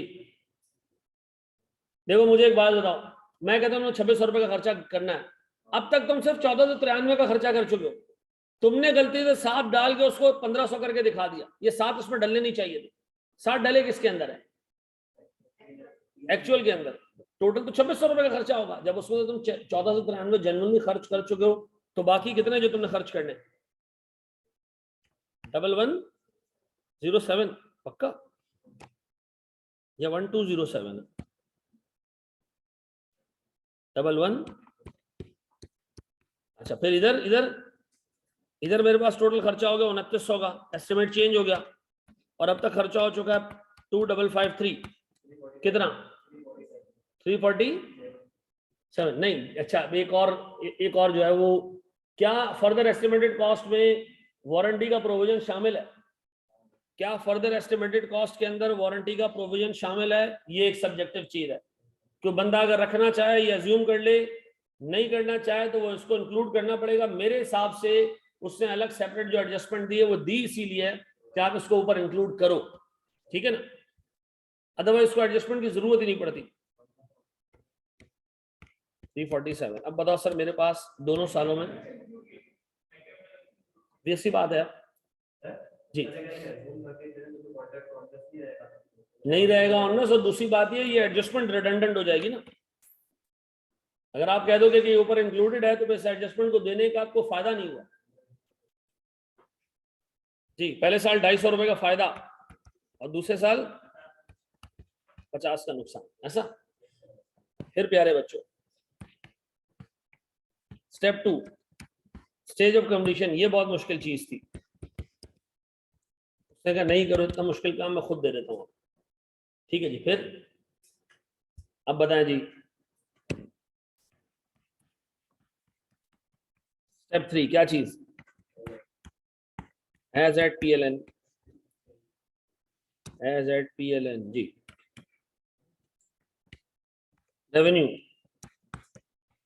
कॉस्ट ऑफ सेल्स और प्रॉफिट लगाओ जरा 45% को 3000 को, लगाओ जरा 80,000 को 2400 1 2। अच्छा, यानी आपने सारी कॉस्ट उठाई होगी और इसका निकाला होगा 45%। कितना?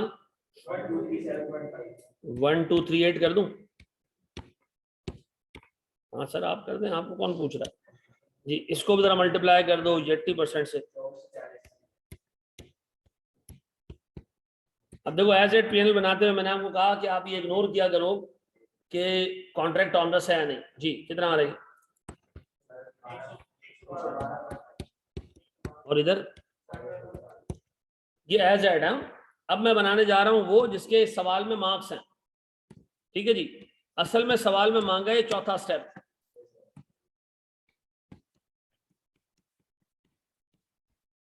जी सबसे पहले रेवेन्यू, पहले साल का रेवेन्यू 1350, दूसरे साल का एडिशनल 1050, फिर 1238 एडिशन 1202। पक्का? सर मेरे पास पहले साल तो कोई प्रोविजन नहीं बना होगा, प्रॉफिट कितना आया होगा? मुझे यहां पर इतना लॉस चाहिए कि ओवरऑल 50 रुपए का लॉस हो। मुझे इधर इतना लॉस चाहिए कि ओवरऑल लॉस कितना? 50 रुपए का। तो मुझे 162 का लॉस चाहिए इधर। तो बताओ मुझे कितने का प्रोविजन बुक करना है? ऐसा ये समझ में अचीव हो? हाँ जी। वैसे आपको इतना भी पता होना चाहिए कि एज एट पीएल में 40 रुपए का लॉस आ रहा है। फुल लॉस कितने का है? तो 10 का प्रोविजन आपने बुक करना है। ऐसे भी डाल सकते हो। ठीक है जी। ये हमने पीएल बना के दे दिया 7 नंबर। ओके, अब हमने बनानी है क्या चीज? एसओएफपी। उसमें है थोड़े चैलेंजिंग चीजें।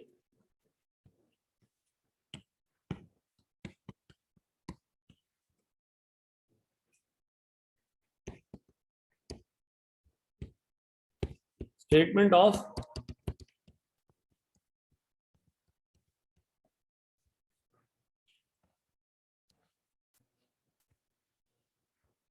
Statement of financial position. Board पे मेरे बच्चों, सर मेरे पास 2013 भी है, 2014 भी है। उसूलन मुझे उसको उलट बनाना चाहिए, 14 पहले रखना चाहिए, 13 बाद में रखना चाहिए, लेकिन मैं आसानी को प्रेफर कर रहा हूं। मुझे बताएं सबसे पहले मेरे पास WIP ये कैसे आता है? पता? आप ऊपर कॉस्ट, कॉन्ट्रैक्ट कॉस्ट, जो कॉस्ट टू डेट है, आप इसको कंपेयर करें किससे? जो आपने कॉस्ट पीएनएल में चार्ज की। ऐसा कॉस्ट टू डेट को जो आपने पीएनएल में चार्ज किया इससे कंपेयर करें एज एट पीएनएल से। हम क्या रहे जी? पहले साल 1493 और 1238 255, और इधर 2553 माइनस 2440 113। पहला काम तो आपने ये कर दिया, बेहतरीन बेहतरीन आपने काम कर दिया, आपके लिए बहुत जो है वो शुभकामनाएं। उसके बाद सर मेरे पास अकाउंट रिसीवेबल। अब अकाउंट रिसीवेबल की डिटेल आपको सवाल में ही गिवन है। सेगा भैया हमने ना 100 रुपए का बिल रेस किया, नहीं दिया सामने वाली पार्टी ने। 75 का बिल रेस किया, नहीं दिया। अच्छा देना कितना है उसने? ये पूरा बिल आपको देना है? नहीं। कितना देना है? इसका 85%। 15% आपसे काटेगा वो। क्यों? 10% एडवांस के और 5% रिटेंशन मनी के। तो मुझे बताएं सर 100 और 75 का 85%, 100 और 75 63.75 और 85। ऐसा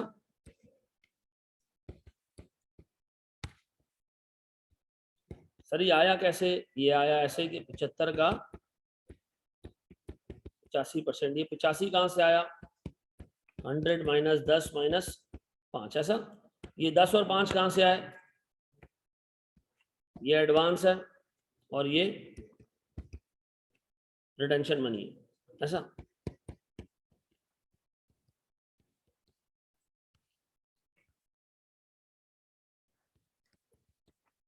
यही चाहिए। अब बताएं सर, अकाउंट रिसीवेबल के बाद प्यारे भाई रिटेंशन मनी,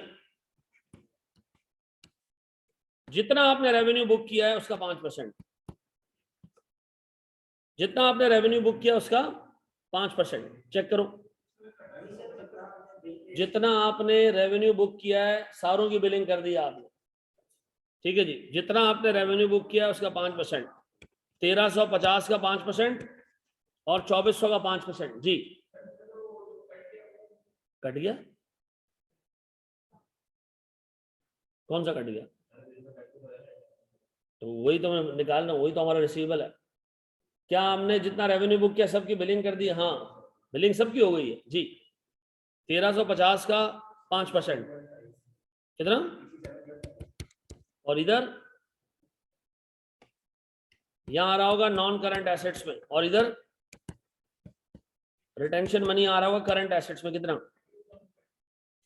2400 का 5% 52 होता है। बैलेंस शीट बना रहे ना, एसेट आएगी चीजें भाई, ऐसा। अच्छा अब एक बात बताएं, हमारे पास था एडवांस, ये लायबिलिटीज में आएगा।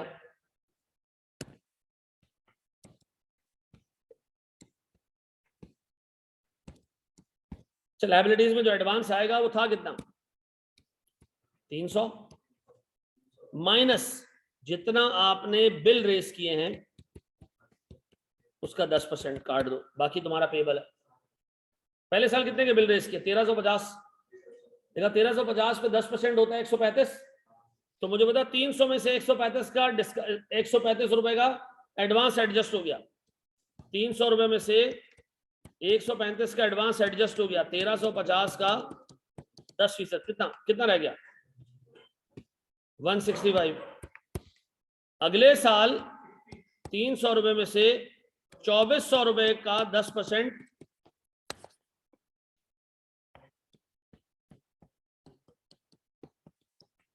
कितना? 240। कितना रहेगा? 60, ऐसा। और ये 60 रुपए का एडवांस आना चाहिए करंट लायबिलिटीज में, और ये आना चाहिए 165 का किसमें? ये है जनाब नॉन करंट लायबिलिटीज। ये एक चीज और रह गई है बैलेंस शीट, मैं मान जाऊंगा अगर तुम लोग याद नहीं। वारंटी का प्रोविजन अभी भी बताया, जब तक कि तुम एसेट डिलीवर नहीं करोगे वारंटी का प्रोविजन नहीं बुक करोगे जी। एक चीज और रह गई है, वेरी गुड जी,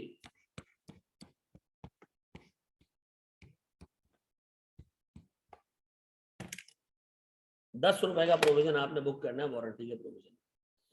अल्लाह की कसम इससे मुश्किल सवाल आज तक आई के आपने नहीं पूछा जी।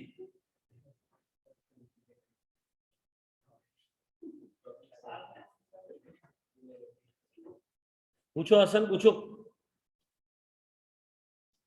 हसन शायद खान ना एक सवाल जब पूछता है ना एक बीवी की तरह पूछता है, सुनिए। हाँ सुनो, हाँ बोलो, फिर सवाल आएगा।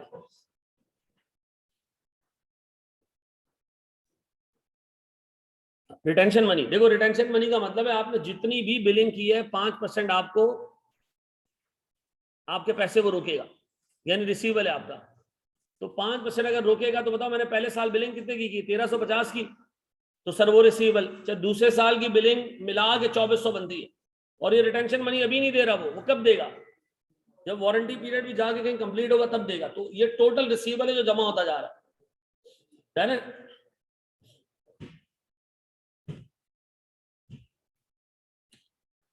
अच्छा भाई नॉन करंट एसेट्स में मैंने डाला, अच्छा हमारा कॉन्ट्रैक्ट कंप्लीट तो नहीं हुआ ना, हमारा वारंटी पीरियड कब का है?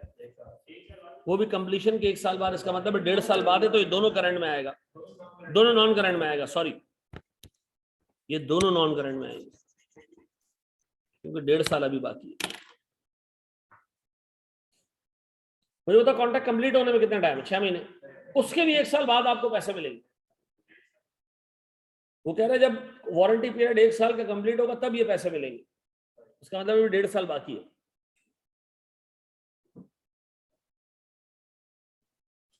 चलो मुझे एक बात बताओ, रिटेंशन मनी के बारे में उर्दू जुबान में ऊपर कह रहा है कि प्यारे भाई जो रिटेंशन मनी है 5% वो डिडक्ट होगी और बिल से, और ये अमाउंट रिफंडेबल होगी at the end of the warranty period, that is 1 year after the completion of the contract. हम इस वक्त मौजूद है 30 जून 2014 पे, ये कॉन्ट्रैक्ट कंप्लीट होगा 31 दिसंबर 2014 पे। उसके एक साल के बाद यानी 31 दिसंबर 2015 पे जाके आपको रिटेंशन मनी रिफंड होगी। तो मुझे बताओ, मैं इस वक्त मौजूद हूं यहां, रिटेंशन मनी की पेमेंट कितनी दूर है, कितनी दूर है सन? शायद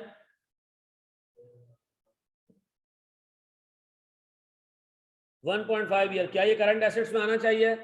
नहीं, ये कहाँ आना चाहिए? नॉन करंट में। अच्छा, हमने एक अकाउंटिंग 30 जून 2013 पे भी की है, वहां पर भी ये नॉन करंट था।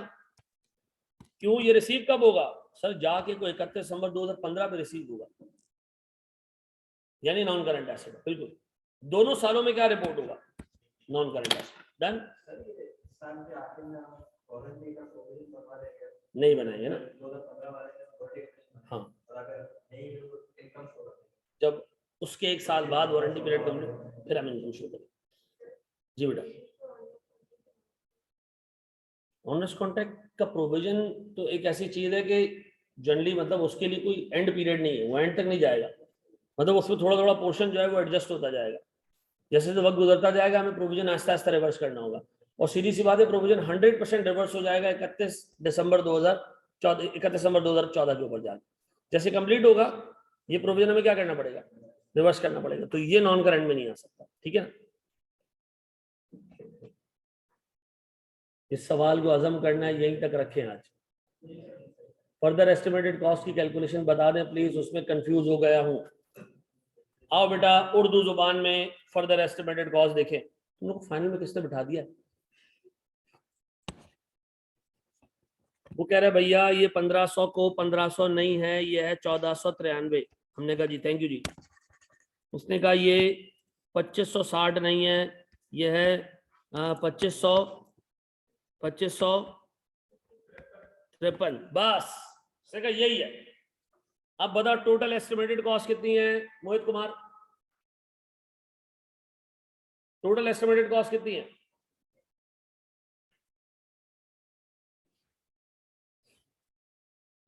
तीन बच्चों को मैं जवाब दूंगा, ठीक है? पहले मोहित का जवाब दे रहा हूं, फिर असल शायद को अभी भी रिटेंशन मनी समझ नहीं आया, और फिर हम जवेरिया का जवाब देंगे।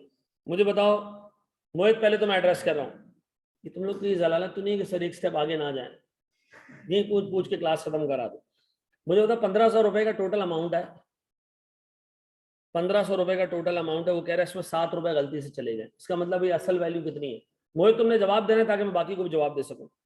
मुझे बताओ 1493 टोटल कॉस्ट कितनी है? 2600। 2600 में से 1493 निकालो, देखो बाकी कितना बच रहा है। 2600 में से 1493 निकालो, बाकी कितना बच रहा है?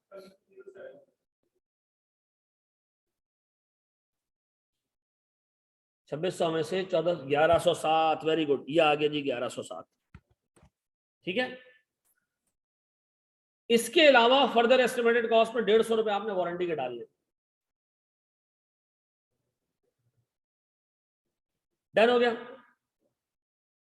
अच्छा जी, फिर दूसरा सवाल है हसन शायद का, रिटेंशन मनी की अमाउंट आई कहां से? आप जो भी बिल रेस करोगे, जो भी बिल रेस करोगे उसका 5% रिटेंशन मनी में आएगा। अच्छा, उसको अब आ गया समझ में। अच्छा जी, और जवेरिया ने कहा ऑनर्स कॉन्ट्रैक्ट का प्रोविजन। अच्छा, मुझे एक बात बताओ, ऑनर्स कॉन्ट्रैक्ट का प्रोविजन हमने बनाया दूसरे साल के एंड में जाके, क्यों? क्योंकि हमें पूरा लॉस बुक करना था। तो पूरा लॉस बुक करने के लिए हमें क्या करना पड़ा बेटा? 5 रुपए 10 रुपए का मजीद प्रोविजन बनाना पड़ा। तो इसकी एंट्री क्या पास हुई होगी? Loss on honours contract debit और प्रोविजन क्रेडिट। तो ये प्रोविजन मैं अपनी बैलेंस शीट पर दिखाऊंगा 10 रुपए का, ठीक है ना? ये प्रोविजन मैं अपनी बैलेंस शीट पे 10 रुपए का दिखाऊंगा। ये कैलकुलेट कैसे हुआ ये भी मैं एक्सप्लेन कर देता हूं।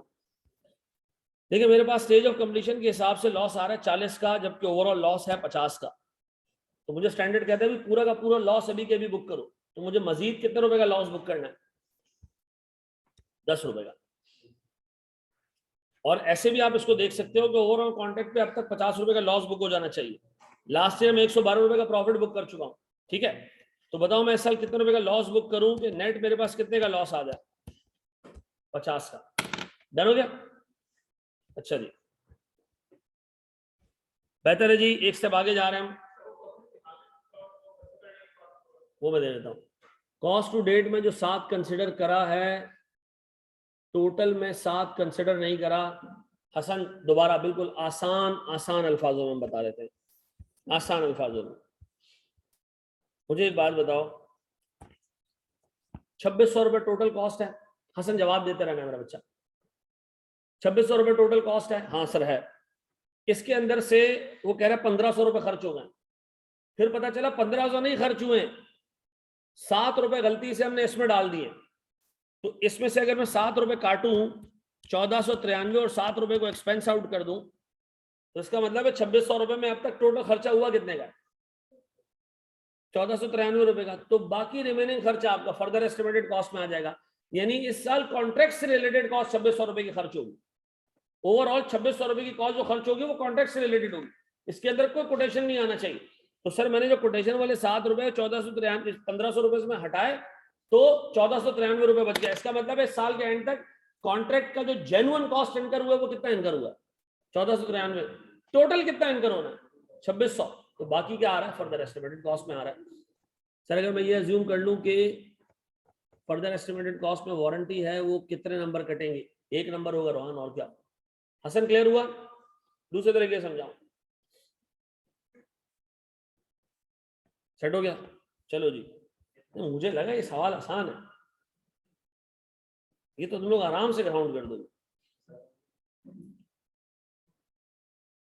जी। हाँ वेरी गुड सर।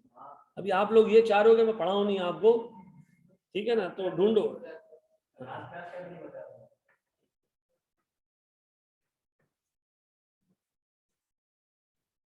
चलो रुको फिर 1 मिनट।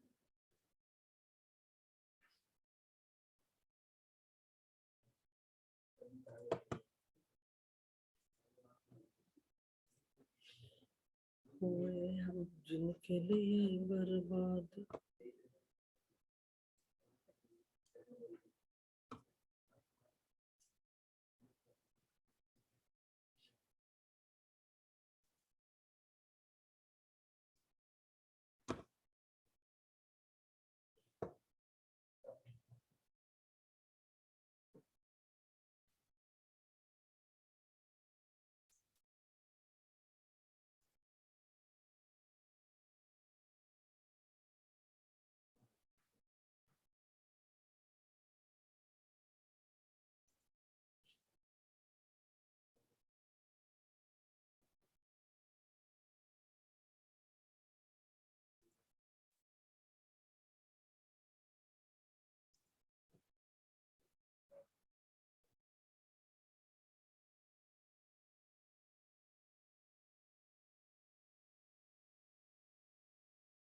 प्रोविजन को वारंटी हम बुक ही नहीं कर रहे ना, अभी फर्दर एस्टिमेटेड कॉस्ट में हमने डाला हुआ है।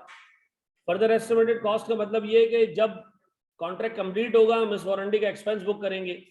अभी तक हमने वारंटी बुक नहीं की। मुझे बताओ वारंटी का ट्रिगर क्या है? वारंटी का ट्रिगर है जब गुड्स डिलीवर हो जाएंगी तब हम बुक करेंगे।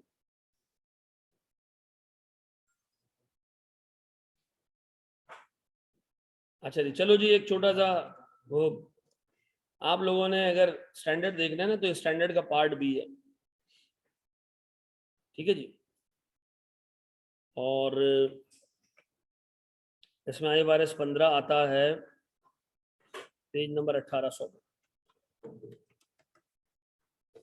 यहाँ देखें दोस्त, ये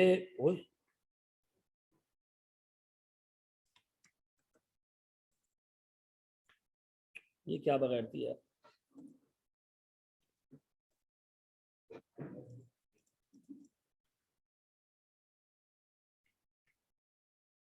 ये बेसिस ऑफ कंक्लूजन हमारे पास चल रहा है।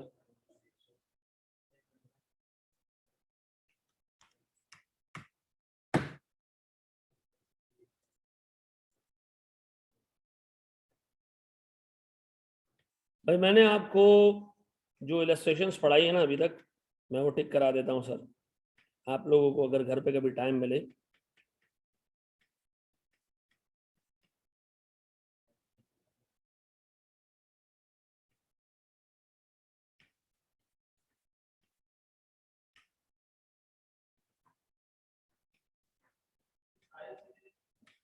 बेटा एक एक इलस्ट्रेशन मेरे हैंड आउट में कवर्ड है, कोई चीज ऐसी नहीं जो आपने नहीं पढ़ी है, ठीक है।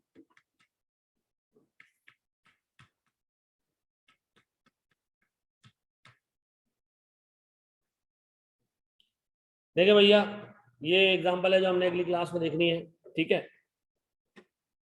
ये सारे छोटी छोटी एग्जांपल्स हैं। फिर हमारे पास जो है वो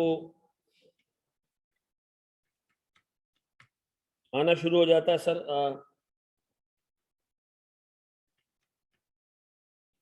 variable consideration, penalty variable consideration है, ठीक है। ये हमने नहीं कवर किया, भी आगे मॉडिफिकेशन आ जाएगा। जितनी चीज़ें हैं सारी इलस्ट्रेशंस मैं आपको एक एक करके कराता जाऊंगा, ठीक है। वैसे मॉडिफिकेशन वाली इलस्ट्रेशंस कहाँ पर है, शुरू में ना, शुरू में, बहुत शुरू में।